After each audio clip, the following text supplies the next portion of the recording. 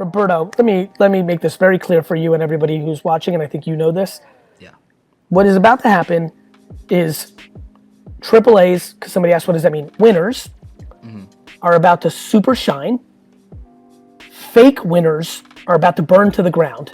All those Instagram fucking entrepreneurs that were spending all their money to make pretend they were successful instead of spending time making themselves successful, they're gonna get annihilated. Yep. People are gonna have self-awareness moments where they're gonna realize their steez was a little bit bigger. They're gonna realize where they sit. It's a reset. And the most insecure and the people with the least mental foundation are gonna dwell and blame. 1,000%. You're 1,000% right. And you know what's interesting? You said it and it makes total sense is that right now, because when we're under threat, when things are happening, when we're under threat, you know what comes up? Our insecurities comes out. You know, like that's the revealing thing of whatever we're insecure about. And we started and we started admiring different things. That boss that was a little gruff but fucking held shit down, who was like, not nice. All of a sudden, she's holding shit down and saving your job, and you're like, wait a minute, I like Karen. Yeah, she'd be a little rough once in a while, but I've got my job now because she fucking sold another account. We start admiring different things when things get scary. Exactly so. It's like you want, like, you know what? Like, there are people who are like wartime leaders, and there are people who are peacetime leaders, and we've had a long period, we've had this bull market to where people have been very, like, I think even with some of the stuff with people coming after you is because you might be a better wartime leader than a peacetime leader. And like, you know, it's easy to criticize somebody. Brother, I'm a great fucking, and guess what? I'm a great fucking peacetime leader. What happened with me is I was getting so big that the people were looking for ways to build themselves up on fucking non-contextualizing what the fuck I say, and that's fucking facts. Mm-hmm. No, I've seen it. I've read the headlines. Yeah, and listen, and by the way, I've got the fucking bravado, but like honestly, no animosity. Like, I get it. Like, it's all what it is. The truth always wins in the end. I don't care if the crowd's booing me. I don't care if my man, I would be such a great fucking athlete. I would be so motivated if the other team went on a 12-0 run and the whole garden was booing on us. I'd be like, okay, I understand you, fan, and now I'm about to fucking drop 30 in this quarter to make you fucking cheer my fucking name on the results. On the fucking results. Bro, I know how this story ends. And honestly, because I know 100% how this story ends, I want everybody else to have a story too, because I got love. Yeah. What I want and what I think you want too is I want people to start realizing this is the opportunity to write your own story, because I think that people from their insecurity are being reactive right now. I think even criticism of other people is just being reactive about your own insecurity, 100%. Superimposing onto 100%. someone else to demonize, instead of just doing the harder thing, which is keeping your mouth shut and saying, you know what, I'm going to focus on me, and I'm going to focus on why is it I am upset with that person. I'm not upset with what they did. I'm upset with how I feel, and I'm projecting something onto them. And so if you address that... Roberto, it's not fun to be held accountable. It's much more fun to blame your alcoholic mother. It's so much more fun to blame the city you were born in. It's so much more fun. To blame the government, to blame, everything. Yeah. And by the way, that doesn't mean that those things aren't true. Correct. That's not a separate thing. It's to my dearest friends, like the people I care about the most, that go into Dwell City. Gary, you know a little bit of my story. College. 90% of my friends were African American, dealing with so many different issues than I was. Like, in those deep 4 a.m., drinking a fucking 40 of OE, when you're now family and you can go there, it's like, yo, I get it, bro. But nobody's gonna cry for you because they're crying about themselves. Like, you can spend the rest of your life dwelling that your dad left and that you get pulled over by the cops more than I do, and it's all true, and you're right, what the fuck? And this is when you can be a real friend. What are we gonna do about it? Exactly. And the hard thing to accept of that is that it's more likely and more practical that you change than the environment and circumstances change, or they're only get better. Racism is not gonna get better in America to the ideal place we all want it before ever you die. There are periods of time where it gets worse. Right Anti-Semitism exploding. Yeah, I've gotten more anti-Semitism in the last fucking 3 years, 4 years, 5 years than I did in my whole life. Yeah. By the way, and then real stuff happened. How about the nice gentleman right before? You can be worried about all these macro issues, and then your child can have life. And then that becomes irrelevant very quickly. What about the fact that I can get hit by a bus and die? It's life. You're not in control of so much shit. Everyone spends all their time dwelling about what they're not in control of. This fantasy that you can control shit. Focus on what you can control. Get yourself fucking happy. I realize. What about the reverse game? Yeah. I'm watching my white friends cry because people are deploying privilege on them, and this fucker grew up in a fucking trailer home. People don't know him. Nobody knows anybody. All we want to do is fucking judge. Mind your fucking business. Worry about yourself. Stop telling other people how to fix themselves. Fix you. Here's what I can control, and here's what I can't. Now the things that I can't necessarily control, the thing is, if I work on myself, then am I later in a position to have an impact on that? So if you care about a macro issue, the best thing that you could probably do is become powerful enough to address that macro issue. You do that by doing the micro yourself. Roberto, that's exactly what I'm doing. I want to change what young men think is success specifically, and obviously young women too, but I know what my demo, I know what's happening out there. It's actually, I think it's, when we look at our numbers, it's 64, it's 65, 35, but, nice. but young men who are impressionable and who want that lifestyle, I can fucking break them down. I've become an alpha to them, and now, do you know what it feels like to me, Roberto? And you're in the culture of tech and social, so I know I know you've seen my impact. Yes. 22-year-old saying gratitude. 23, I'm changing the fucking lexicon. Every single fucking person on earth is gonna know who the fuck I am, and I'm gonna take that power and I'm gonna do the goodest good of fucking all time with it. Yeah, I believe it. I'm seeing it. I've watched.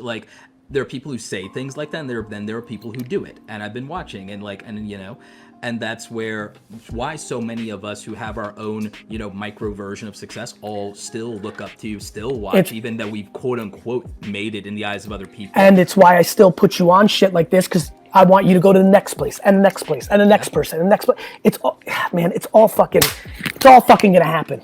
Yeah. And times like this, weed some shit out, because there was some real fucking confusion of who the A's and who the F's were out there, and you got caught in fucking pictures and videos, but shit's gonna get real clean. Flexing. Yeah, I've seen it. It's it's about to get real clean. I'm so happy that people's priorities, this is a bad thing that happened, but you have to take a circumstance. Yeah, look, this is devastating. People are dying. Yeah, but people are dying every day about all sorts of things. But now more of us are going to come together for one thing. More I believe people that. are going to shift their priorities. Look at what Jack just did with what he just did and how he stepped up and everything like that. It's amazing. Look at for all the crap he gets. Look at Bezos. Bezos went in 100 million on that, 10 million on climate change. Listen, Roberto, people have made decisions about people without looking under the hood. Do you know how many people's spouses or best friends hate me and think I'm a snake oil salesman and full of myself and a piece of shit, but they've never spent 10 hours educating? Right. I would watch you're this. A snake oil salesman selling false hope when all you do is tell people to work harder and you give it away for free. But what's amazing is literally right now in the comments, everyone's like me, my sister, my brother, my wife, my husband, everyone's like, he's a motivational speaker. You mean the one that's constantly built businesses his whole life, every minute that he's been a grown-up and they've exploded and been the biggest in their craft? That guy? Yeah, literally, it's that's cool. That's cool. How much of that? What are they gonna say when I hold up a Super Bowl trophy as the New York Jets owner? What are they gonna say there? I got lucky? Yeah, so people don't even realize something like this. Something people haven't reverse engineered, and you've said it, is that you have to make billions in order to buy the New York Jets, right? So then all of your actions are mapped to the vision that you have of the intention of being able to execute on that, because there's a whole pathway of everything you have to do. Do you realize how much value, this, but the people in the audience don't realize this. People think that being a billionaire is luck or scummy, or you step on people to do that and everything like that. The only real way, aside from inheriting money and leaving it to get compound interest, would be you'd have to serve millions of people at a high enough level of value in order to generate billions of dollars, because everything, at least in the world of capitalism, is transactional. So 100%. It's impossible 100%. to actually scam your way to billions. And for me, what's really funny about it is the effort behind it in a good way. That's why the Honey Empire, that's why we call, I'll probably write that book about Vayner. we're doing it in such a good way and we're winning. Like there's this was always my problem with Steve Jobs. That reputation that you have to be a dick to be Steve Jobs led to, I watched my friends, as Steve's career exploded, I watched my friends in Silicon Valley become dicks. Mm-hmm. And that's what probably etched in my brain, Roberto, of me going ham on who I actually am around, Roberto, what you had the luxury of knowing that has become a little more obvious in the last 2 years because of how my content's unfolded, or the last 4 years with D-Rock and blogging, you can get a little bit deeper, you can see nuances. You kind of already knew that I was a nice person. Yes. I'm an aggressive communicator, which makes all the people that are in here, like my girlfriend, my brother, all that. I get it. I understand. I'm empathetic to around military dudes, so I could parse that. Like, it was easy for you. Yeah. But you also knew the truth of my humanity. Yes. But and I kind of held that back the same way, like even that, it was actually uncomfortable for me to say about the mask things earlier. I was like, well, why'd I say, like, it's really, I don't talk about my nonprofit world that much. I under promote Pencil to Promise and charity. Yeah. I don't talk about any of the philanthropic things I do. I don't publicly tweet out my donations to this thing or that thing, with the exception of Team Trees, because I wanted more people to do it. And so I'm reconsidering that as an inspiration. I just think it's important that people know that you can be a millionaire, and I hate that term, but this is exactly what I'm going to say, that you can be a millionaire doing it the right way and being kind. And and I think that we got to a place in culture when people didn't believe that, and I want to put that on my, and then comma, because that's for one group. Yes. I want everybody to know that $36,000 a year happy is winning in life. Is they see the writing on the wall, but right now what they're staring down the barrel of is survival and uncertainty. 2 ways to help: speaking truth and financially helping. Black and white and gray. Nope. Literally, when this was 3 weeks ago, I'm like, first things I did was hit up Lou and Sid and said, we're buying masks at a premium price right now, because by the time all this shit comes from China, these next 3 weeks are gonna suck. So I know I can buy them for 80 cents. But let's buy tens of thousands at $4, and we're going to donate them to New Jersey and New York hospitals. Second thing I did was start a tea with Garyvee. Yeah, no, 1,000%. Like, this is the. And by the way, not everybody can afford to do what I did on the personal side. Yes. But everybody can do what I'm doing right now. Right.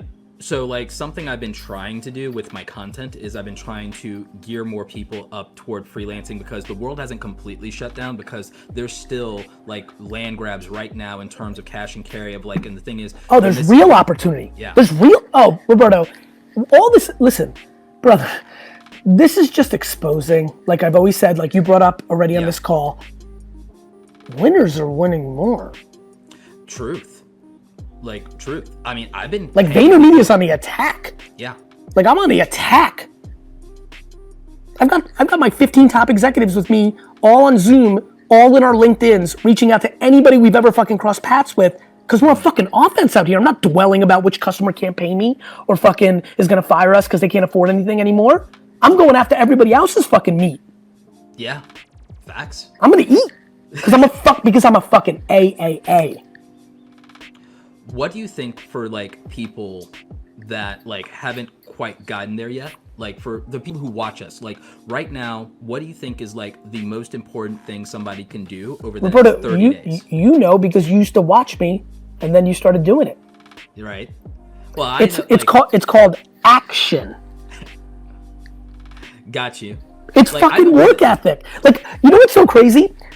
You know, I'm heralded in 2008, 9, 10 for crush it, hustle, because people were hurting and they needed some good energy to work hard. Mm-hmm. Then things got good, and the last 2 years, I'm getting shit on for hustle. You're burning people out, Gary, right?